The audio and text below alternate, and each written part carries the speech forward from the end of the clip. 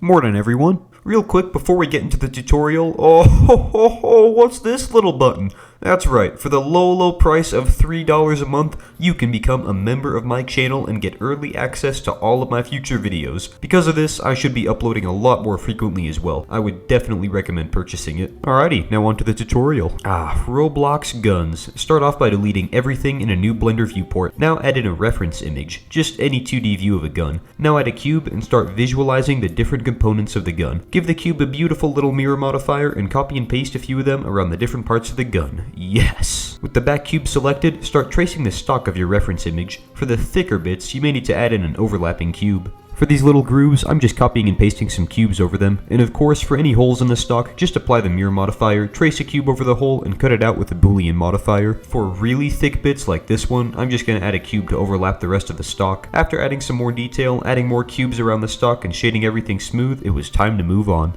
I started tracing the main body next. After scaling it to a good thickness, I added in some loop cuts to give it a bit more variation on the y-axis. After that, I extruded out this front bit and added some more cubes to match the grooves. Be sure to delete the inside faces since we don't really need them. From there, I started adding loop cuts to the main body and tracing it directly over the reference image. After extruding some more parts out, I cut out a large chunk of the body with the boolean modifier, just to get rid of some of the extra geometry. And it turns out I actually have the IQ of a goldfish, because I forgot to apply the mirror modifier when I did this, so I ended up spending some extra time fixing the symmetry between the two sides. From here, I continued tracing the body. There's not a whole lot to the tracing process, you just have to be patient. Once I was satisfied with the shape of the body, I knifed and extruded a bit for the magazine enclosure. Next, I just used a cube to boolean out a nice little hole for the trigger guard. Also, I decided to use proportional editing real quick to make the gun look a bit nicer. For the next several minutes, I was all over the place with detail. After extruding a face inward holding the magazine, I added some detail to the grip and some cylinders to the side of the gun. I also decided to add a nice little slot for the chamber. After adding a handle and beveling a few things, it looked pretty sweet.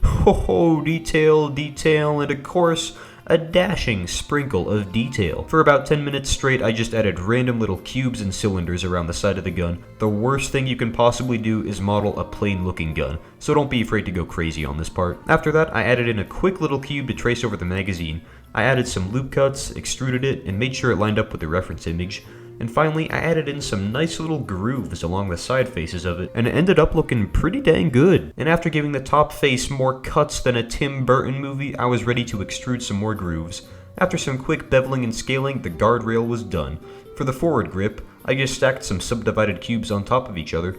There were a few loop cuts added here and there, but there really wasn't much to it. Just be sure the grip isn't too wide on the y-axis.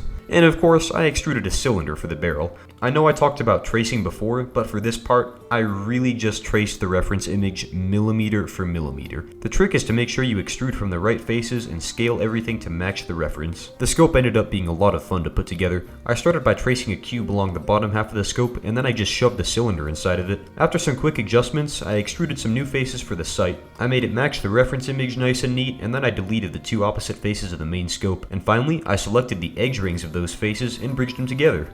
After some final adjustments on that scope, we were done. Not bad at all. If you want to know how to color and import a model like this to Roblox Studio, make sure to check out my coloring tutorial. Alrighty, I guess I'll see you boys later.